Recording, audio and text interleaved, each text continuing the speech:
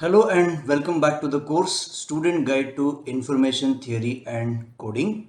In this session, we will discuss one more type of source encoding technique called as Lempel Ziv Code. In the previous session, we have understood the variable length coding techniques such as Shannon-Fano and Huffman coding. Now, in this session, we will first try to focus on what are the drawbacks of Shannon-Fano and Huffman coding. Being they are the variable length coding techniques. They depends upon the probabilistic knowledge, the prior knowledge of the probability, and then we will find out the reason why we would like to move from variable length coding to fixed length coding technique. And the first fixed length coding technique we'll discuss in this session. The name of the coding is Lempel Ziv Code. Its basic version LZ-77. Its encoding and decoding examples we'll learn, and then in the next session we will focus on the advanced versions of Lempel Ziv such as LZ-78 and Lempel Ziv Welch.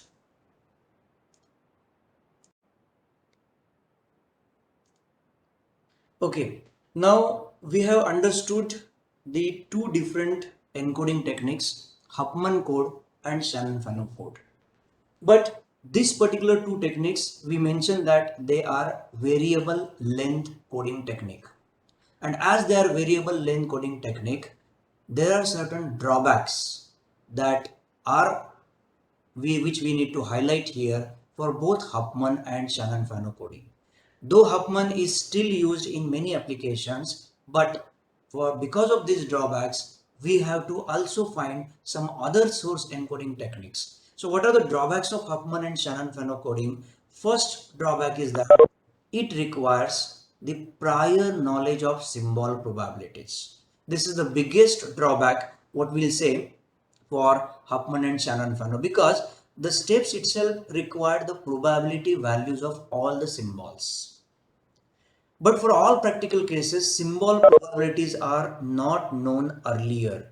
We have to observe the output for a long time to calculate these probabilities. Just an example, suppose I want to transfer a text file containing 1000 letters or some sentences, 100 sentences with 1000 letters. That is my text file, and that I want to transmit from transmitter to receiver.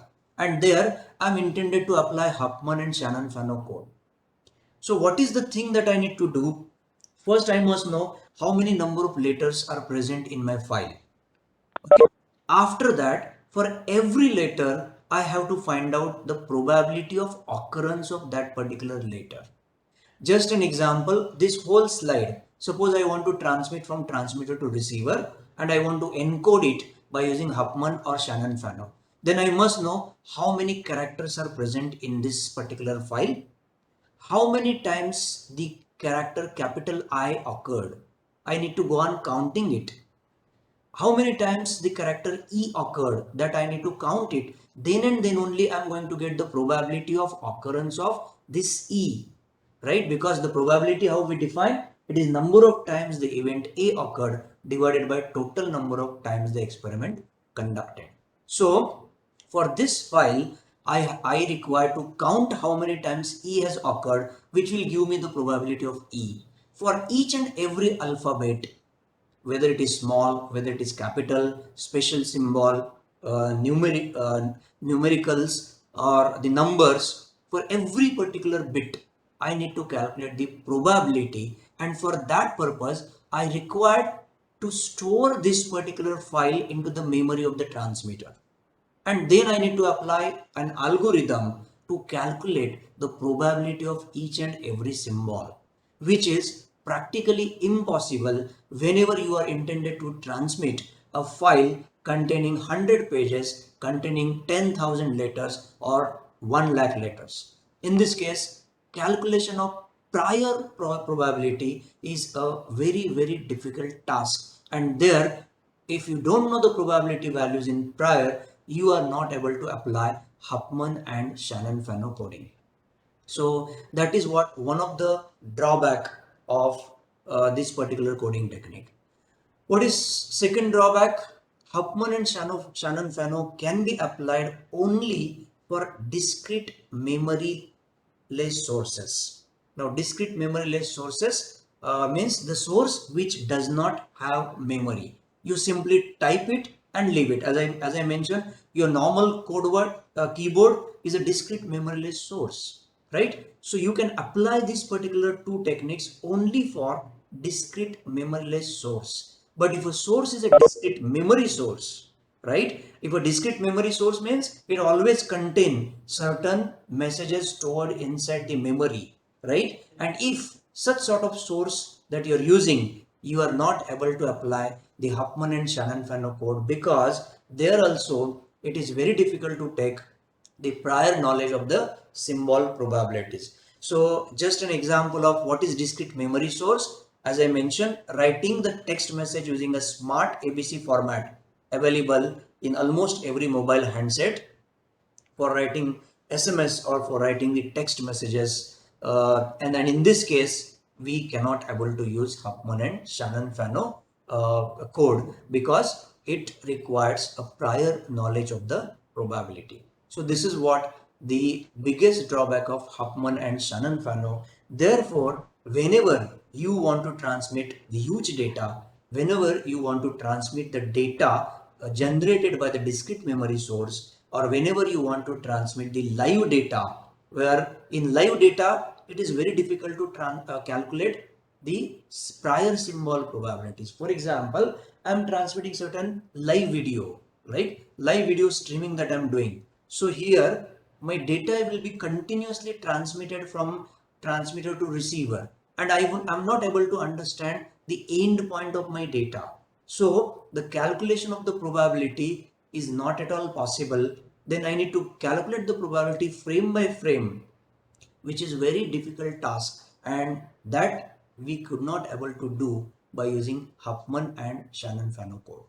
Because of these drawbacks, now we need to understand few more techniques which we can use as a source encoding technique, in which does not require prior knowledge of probabilities. So if I look at to the source encoding technique, we have started it from fixed length coding technique like PCM, DPCM, DM, ADM. These are all fixed length coding technique. We understood their drawback, right? And to overcome their drawback, we have shifted to the variable length coding technique, like Huffman and Shannon-Fano, but they also require prior knowledge of probabilities. Now, one step ahead, we need to go further to understand few more types of techniques which will try to overcome the drawback of prior knowledge of symbol probabilities. And the techniques that we can use in the real life application, which does not require a prior knowledge of probability. One of the technique is Lempel Ziv coding. This is very famous coding technique which you will find out in the applications of compression. Okay, so image compression, text data compression, in all the types of compression. I mentioned in very first session that why we are learning all these information theoretic concepts or the variable length source coding technique. Their basic application is the compression, the process of compression. So here you need to compress the data, you need to compress the image, you need to compress the video file, and for this particular compression, Lempel Ziv coding technique is one of the technique which is very famous. We observed in image compression as well as in the data transmission techniques. So we want to understand this Lempel Ziv code technique, but prior to that, its basic version, that is called as Lempel Ziv code, we will try to understand. Lempel and Ziv, these are two persons who have involved first time this particular code. Welch joined afterwards in order to modify this particular technique, and we have variety of versions of Lempel Ziv coding, right? So let us try to understand the first basic Lempel Ziv code. So how we can do this particular implementation of symbol conversion into the data by using Lempel Ziv code. Definitely this particular Lempel Ziv code, what we are going to understand here, it is used for data compression. This is used for the source with finite memory, That means you can apply Lempel Ziv code for discrete memory source, where Huffman and Shannon-Fano you can apply only for discrete memory-less source. So here you can apply it for discrete memory source also.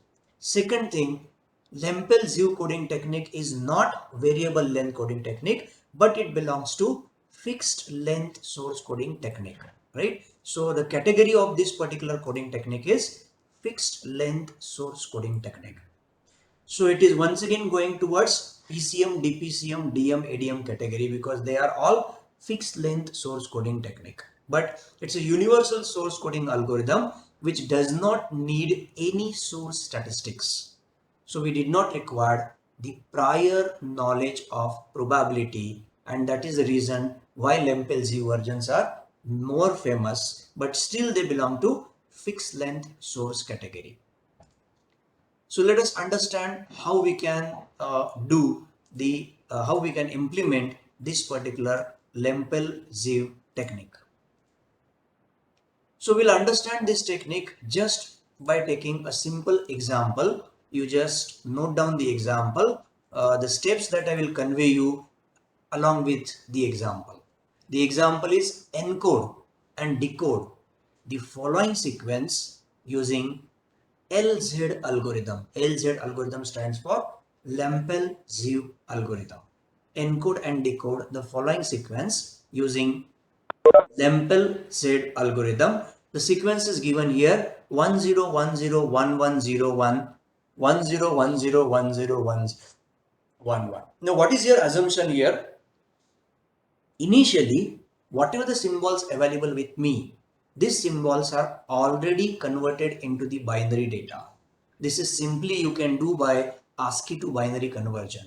Now the data available with me is not symbols, but it is a binary data, and that binary data I have to map into different symbols or different binary binary notations by using Lempel Ziv algorithm. So what are the steps for Lempel Ziv algorithm? Step number 1, start by partitioning the data vector into variable length block. The procedure via which this partitioning takes place is called as LZ parsing.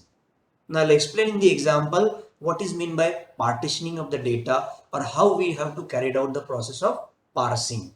Let us first go quickly through all the steps. One by one, I will explain every step with respect to the example that we are focusing. A sequence of bits or letters generated by source can be coded by parsing them into groups that are shortest subsequences not encountered earlier. And if we have series of ones and zeros, we can compress it by coding it as some previously used strings called prefix plus a new bit called innovation bit. This generates a variable length blocks called phrases. Even though I'm saying it's a fixed length coding technique, but it's a combination of variable length and fixed length. In stage number 2, I'm going to generate the phrases which are of variable length, but then I will finally convert them into fixed length coding. The phrases are stored in the dictionary in the form of existing phrases and their locations, and while encoding a new phrase, we specify the location of existing phrase in dictionary and append a new letter.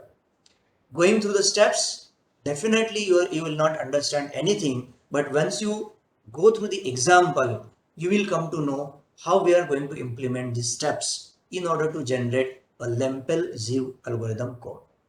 Let us try to understand the solution of this example. Okay, so this is the data stream which is given in the example. First step is I need to start the parsing of this particular data, right? So while doing the parsing, I need to start from the left hand side of the data. So that means I need to start from this 1010 data from the left hand side. Okay, what I have to generate? Shortest subsequence of the data stream encountered for the first time and not seen before. Like 1 is the data stream, which is first time I'm observing, which is not present earlier, right? So in my parsing, I may get my first parse at this particular location, which consists of the data 1. Next, now I need to look at to the remaining. Okay, subsequence is stored as a 1. Now I need to look at to the remaining data. Okay, now the remaining data, okay, just I will look at to my remaining data. First one I have already passed.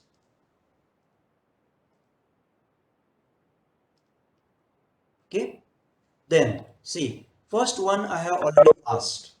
So here I'm getting first phrase. Then I have looked at to 0. Now while doing this parsing, we have to ensure that my bit should be at least a new bit or old bit and one new bit over there. Now 0 is not occurred earlier, so here I am getting my second parse. So 1 and 0, these are my two parses. Then I'll focus on 1. 1 is already present, right? I have to take at least one new bit. So 1 and 1 together, 1 1 will create my third parse or third subsequence. Next, 0 is already present. 0 1 is not present in earlier data sequence, subsequence. So 0 1 is going to be my New parse. new parse. No, but here I need to focus on my complete data, right? So instead of working on this phrase, I need to work on this phrase because this is my complete data. Okay, so I'll just not focus on this, but I have to focus on this because in this already 2 bits have been passed earlier. Okay, so let us look at here. 1 is my first parse, 0 is my second parse, 1 has already occurred, so 1 0 is my third parse, third subsequence. 1 is already present, 1 1 is my next subsequence, 0 is already present, 0 1 is going to be my next subsequence. Every subsequence should have either a old code data world subsequence plus one new additional bit. Here 1 is already present, 0 is already present, 1 0 is also already present, but 1 0 1 is my new subsequence. 0 is already present, 0 1 is also already present, 0 1 0 is my new subsequence, and 1 is already present, 1 0 is also present, 1 0 1 is also present, 1 0 1 1 is going to be my new subsequence. So I have created these many subsequences. I hope the things are clear how to generate a subsequence. While generating the subsequence, you have to take at least one new bit in the subsequence. Like here, 1 is already present, 0 is my new bit. 1 is already present, 1 is my new bit. So for the given data, you have to generate such comma separated subsequences, which will try to create your variable data length parsing data or subsequence data. That way, I try to cover this step number 1, that is parsing of the data, which we have mentioned somewhere here, right? You have to take previously prefix plus a new bit called innovation bit and generate a variable length block called as phrases that we have generated. Now, what to do with these phrases? Let us try to understand further. So here I came to know that how many comma separated phrases that I have generated. So if I go on counting them, I observe that 1, 2, 3, 4, 5, 6, 7, 8 comma separated phrases I have generated from this given data.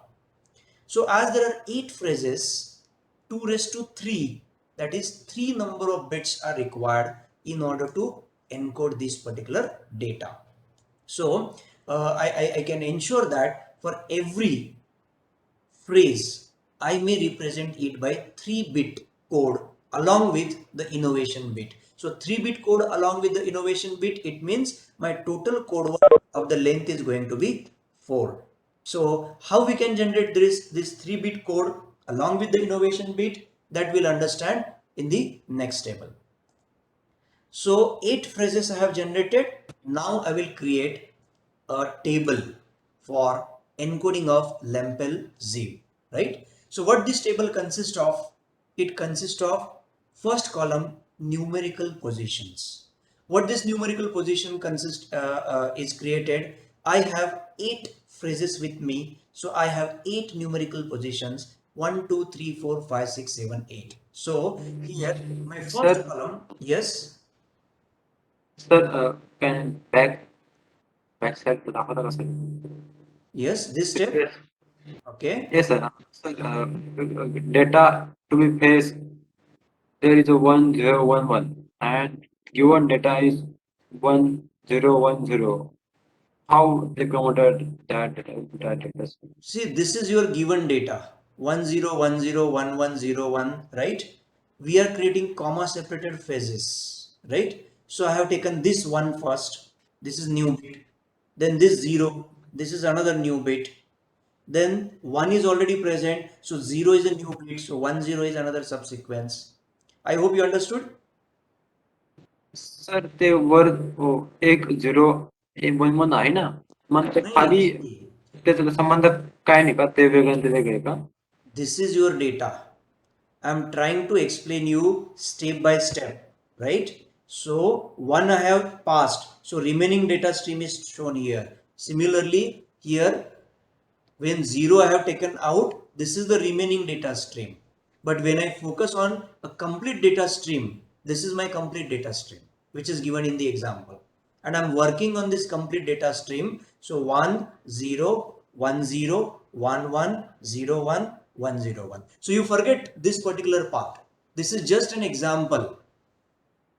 Okay? Is it clear now? Is it clear now?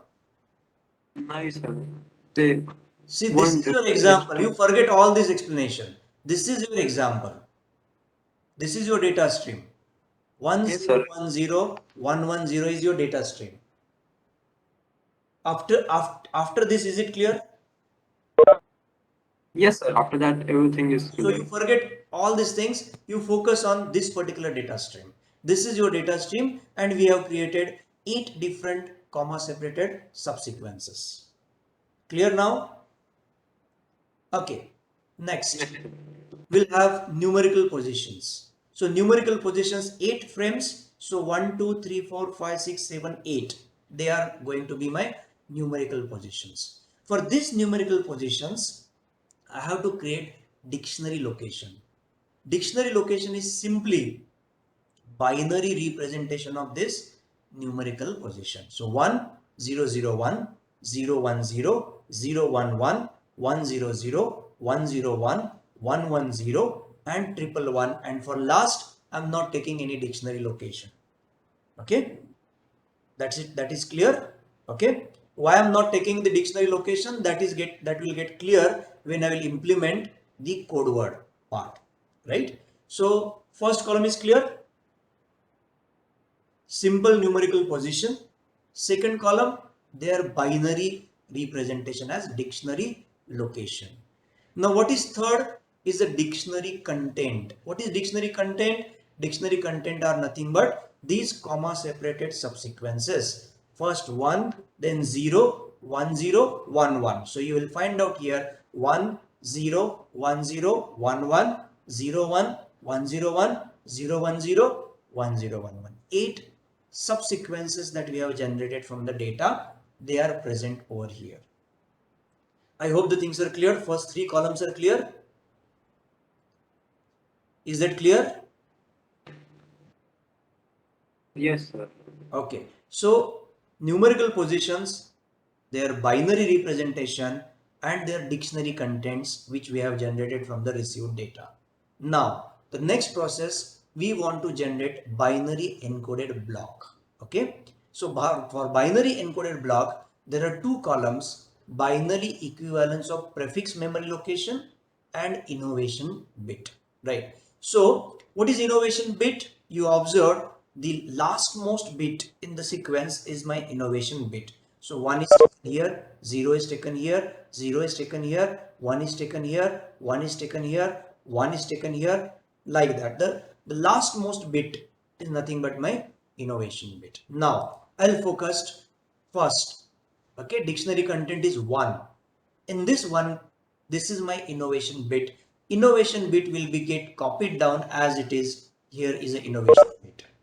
What is prefix for this dictionary content? Prefix is nil. Okay, null. So as there is null prefix, we have to append the binary equivalence of prefix memory location as 000. This is by default. Whenever there is no prefix, the binary location is uh, appended as 000. So for this particular thing, the code that I am generated is 0001. Same process now I have to repeat for second part. 0 has been copied down as an innovation bit. There is no prefix. So my location, binary equivalence of prefix memory location will be 000. This thing is clear?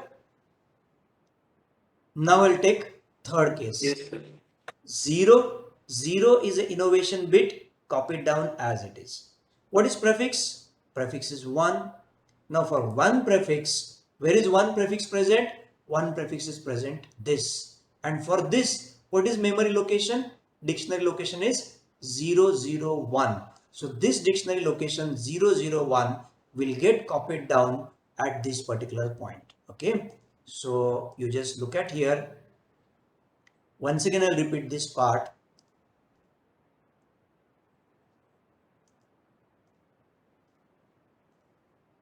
I have 0 as an innovation bit. This 0 innovation bit is been copied down here as it is. Prefix for this dictionary content is 1. And where 1 is present? 1 is present here. And for this one, what is the dictionary location? Is 001. So this 001 will get copied down here as 001. I will just try to do it by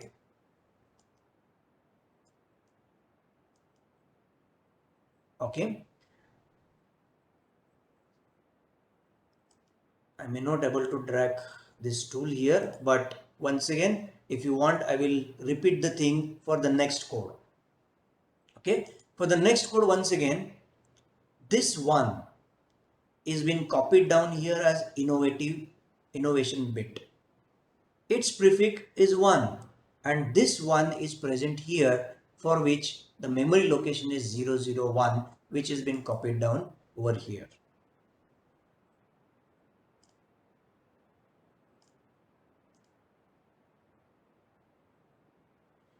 I hope you are getting me. Yes, sir. Getting. Okay, now look at for this one. 1. Okay, 1 is been innovative bit copied down over here. 0 is my prefix. Where 0 is present? 0 is present where? At this location. So what is the memory dictionary location for 0? 010. So this 010 is been straightway copied down over here. Clear? Similarly, 1 is my innovation bit.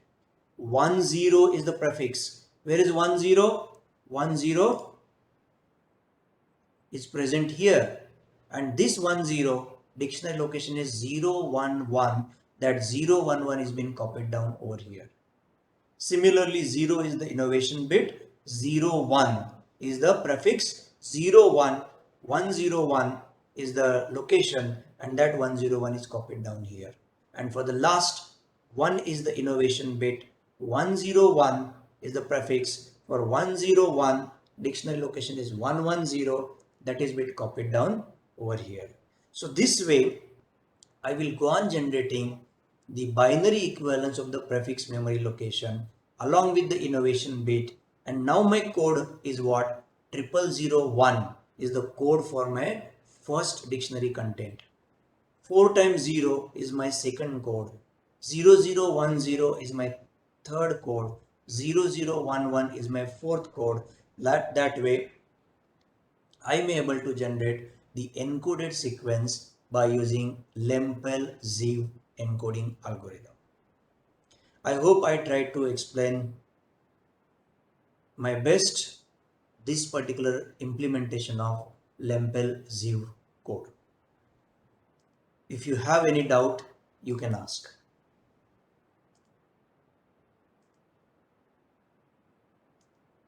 Okay. Now let us try to understand how we are going to decode this particular Lempel Ziv code. So for decoding purpose, you have the encoded stream by the encoder, and at the receiver end, once again, you have all these data streams, encoded data stream, which is transmitted by the transmitter, is available, is received at the input of the receiver, and you want to decode it. Once again, for decoding purpose, we have required a lookup table sort of method, where this lookup table is already stored in the memory of receiver or in the memory of the decoder. What it consists of? It consists of the memory locations and the decoded sequence. The decoded sequence are nothing but the comma separated phrases or the subsequences which you have created at the encoder side. Unless and until you don't have a knowledge about this particular comma separated phrases generated at the encoder, decoder is not able to decode any particular sequence. Therefore, you require this particular lookup table which is stored in the memory of decoder, and the same code, same table we are going to use in order to decode the code. Now let us focus. First received code is say 001. Okay, so first received code is a 00001. Now this 0001 I have to encode. So 1 is my innovation bit and 000 is my memory location. So I will focus on my prefix of this code. Prefix of this code is 000. 000 decoded sequence is null. So therefore the decoded code is going to be 1 as it is. Next, I will focus on next code 4 times 0. Once again, here it is 000. 000 will be decoded as a null. So as it is decoded as a null, only the innovation bit, that is 0, is going to be my received symbol. So I could able to decode 1 and 0. Next, I will focus on third bit. Okay, so third bit is 0010, right? 0 is my innovation bit which will be taken as it is here. So 0 is my innovation bit, will be stored as it is here. 001 is the memory location for which contents are 1. So this 1 will get stored at this particular location, right? So memory location content 1 and the innovation bit is 0. So for this code, the decoded sequence is 10. Similarly, for next one, 0011, I have to focus on first three bits. 001. 001 are 1. So 1 will be stored here and the 1 is the innovation bit present over here. Similar way, if I focused on the last part that is 1101. So 1 being an innovative bit will be taken directly over here. So this one will be as it is 110. 110 is 101 and this 101 will be stored over here. Therefore, the decoded sequence will be 1010 1101 101 010 1011. That the decoded sequence that I am going to get from the data which I have received for decoding purpose. So decoding is also a very simple task where a lookup table method is used. The focus will be on innovative bit and the memory location. Innovative bit will be copied down as it is and the memory location, its decoded sequence will be put it here in order to generate the decoded sequence. I hope the things are clear for Lempel Sir, Ziv can you repeat again? decoding and encoding both the cases. So, what are the applications of Lempel Ziv code? You can look at the Lempel Ziv code. As I mentioned, it is used for compression purpose. So we can use LZ code to compress the computer files. Now in computer, you can do the compress and uncompress algorithms like zip, .zip file, .zoo, LZH, ARJ. These are all compression techniques, and all these compression techniques somewhere using the basic content of Lempel Ziv code. So what are the advantages over Huffman? Here no prior knowledge of the probability is required. That is what we can use Lempel Ziv code for the compression of the text data. And if I'm doing the compression of English text data by using Huffman and by using Lempel Ziv, we will observe that Lempel Ziv code can compress English text by 55%, whereas Huffman can do it only by 43%.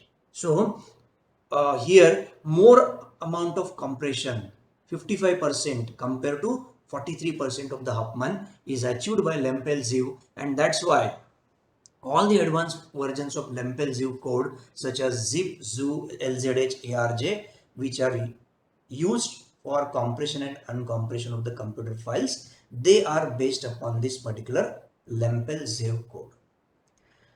Now, one very common question comes in the mind looking at to this particular code, which I want the answer from all the audiences. The answer is that the question is that you have a basic code word which you have encoded, right? The code word is this one. This is your given data. If I count the number of bits present in this given data, I come to know it is 1, 2, 4, 6, 8, 9, 10, 11, 12, 13, 14, 15, 16, 17, 18. My given data is of 18 bits, right? Which I have applied the LZ code, and after applying the LZ code, I got this encoded sequence, which consists of 1, 2, 3, 4, 5, 6, 7, 8 symbols, each of 4 bit. So that case 32 bit, right? So my original data is of 18 bits. After encoding, it becomes a data of 32 bit. So the question comes in the mind that if I'm converting an 18-bit data into 32-bit, how we can say that it's a process of compression? Definitely it is not the process of compression, but still we can claim that LZ code is used for the purpose of compression. And the answer to this particular query is that here, to understand the example, to understand the encoding technique, we have taken a very small bit stream, which is of 18 bits. And that's why the encoded sequence I got, it is of 32 bit. But whenever we are operating on long data files, a text data file containing say thousands of letters, which will give me a 10,000 bits representation, and whenever I'm going to apply this particular algorithm on a very large binary data, I observe that most of these subsequences they will go on repeating. And in that case, my observation is that I'm giving 10,000 bits for the encoding purpose, but it's 50%, that is 5,000 are only encoded after applying the Lempel Ziv code. So that is the reason why Lempel Ziv code is being used for data compression purpose, though it is not observed here for the short data, but for the long data, which is claimed here in the application part, that we could able to do 55% compression of the English text data by using Lempel Ziv code. So these are the applications of Lempel Ziv code.